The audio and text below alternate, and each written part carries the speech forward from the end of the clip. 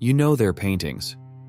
You've seen them in the world's greatest museums, on posters, in textbooks, celebrated, admired, immortal, the most famous artists of all time. But here's what they don't tell you in art history class. Behind every masterpiece, there's a crime scene. Grave robbing, murder, self-mutilation, psychological torture, suicide. These artists didn't just paint beauty. They lived in darkness. They caused suffering. They destroyed themselves and everyone around them.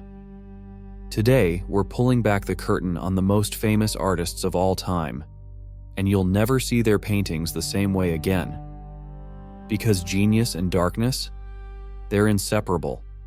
Let's go.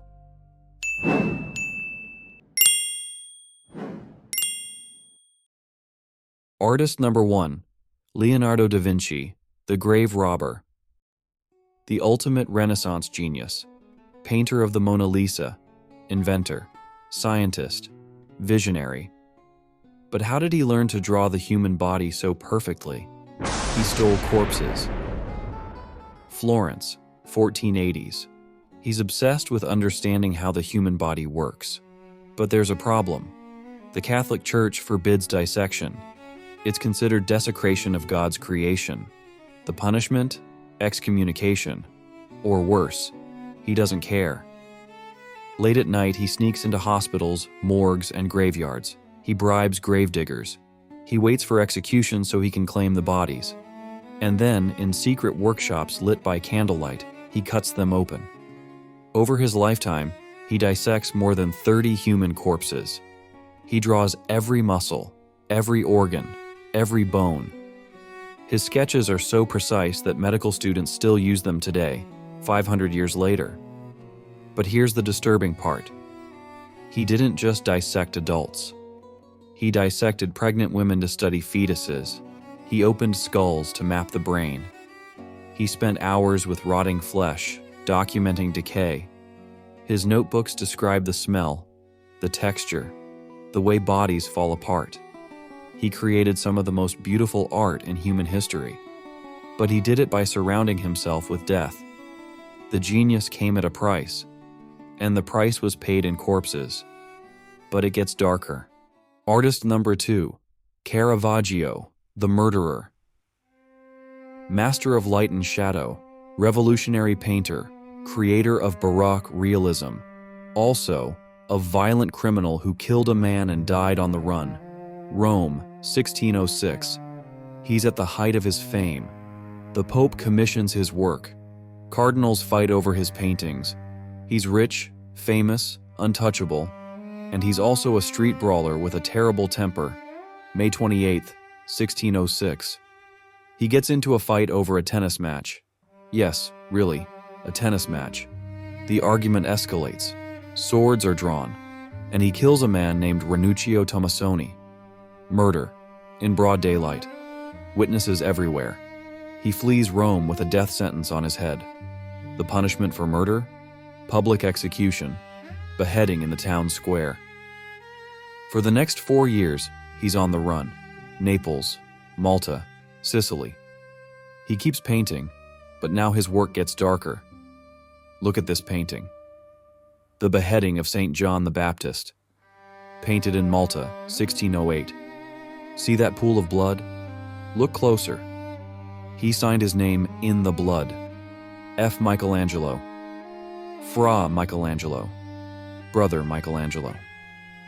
He's painting his own guilt, his own obsession with the execution he's running from. Every painting from this period is violent. Beheadings, murders, darkness.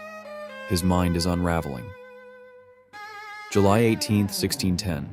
He dies on a beach in Italy, trying to get back to Rome where a papal pardon supposedly awaits him. He's 38 years old, the greatest painter of his generation. Dead, on the run, because he couldn't control his rage. His final paintings are masterpieces, but they're painted in blood, exile, and madness. But it gets darker. Artist number 3, Michelangelo, the miserable recluse.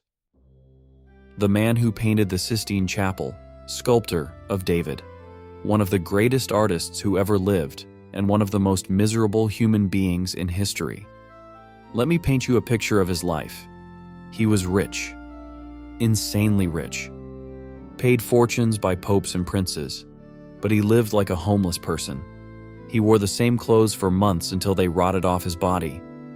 He slept in his boots.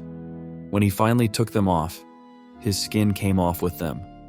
He lived in filthy workshops surrounded by marble dust and rat droppings. He barely ate, mostly bread and wine. Sometimes he'd forget to eat for days. His letters are filled with complaints. He hated everyone. He hated Rome. He hated the Pope. He hated other artists, especially his rivals, whom he called inferior. He had no friends, no lovers, though historians speculate he was gay, which in Renaissance Italy was punishable by death. When he painted the Sistine Chapel ceiling, he spent 4 years on his back on scaffolding, paint dripping into his eyes, his spine warping. He wrote a poem about how much he hated it. My beard turns up to heaven. My nape falls in, fixed on my spine. My breastbone visibly grows like a harp. A rich embroidery bedews my face from brush drops thick and thin. He was in agony, and he never stopped working. Even in his 80s, he kept sculpting, alone, obsessed, miserable. When he died at 88, he was still working. He created some of the most sublime beauty ever made by human hands, but he was tortured every single day of his life. Beauty born from suffering, genius born from pain. But it gets darker. Artist number 4, Vincent van Gogh, the madman, the tortured genius, the artist who cut off his own ear. You think you know his story.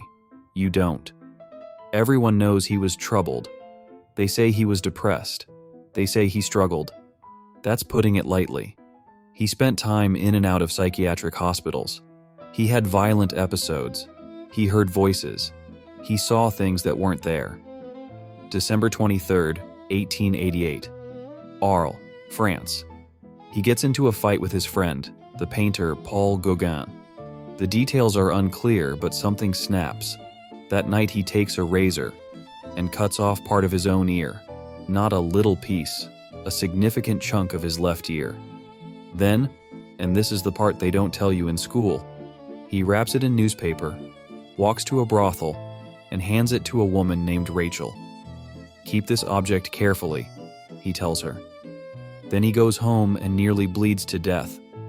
The police find him unconscious in a pool of blood. He's hospitalized.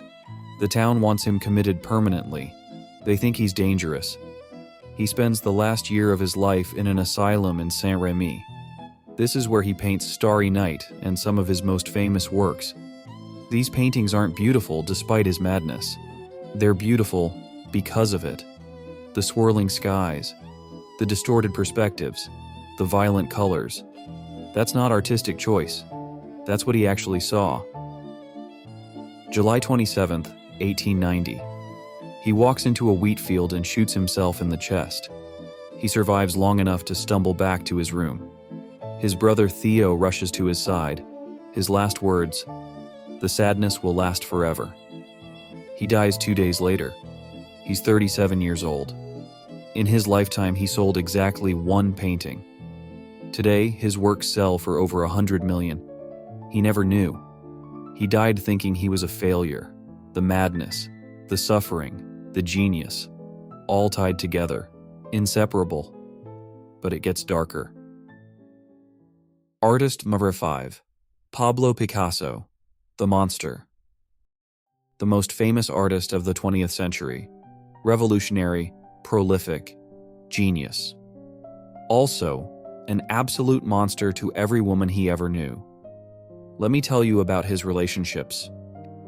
His first great love. He locked her in their apartment when he left. Literally. He was so jealous and possessive she couldn't leave. His first wife. Their marriage fell apart when he started openly cheating. She spent the rest of her life in a psychiatric hospital. A young woman. He started an affair with her when she was 17 and he was 45. He kept her as a secret mistress for years. After he left her, she hanged herself. A photographer. Their relationship was volatile and abusive. After they split, she had a nervous breakdown and never fully recovered. The only woman who escaped. She left him, wrote a tell-all book, and he never forgave her. He tried to destroy her career. His second wife. After he died, she shot herself. Suicide. 2 of his lovers committed suicide.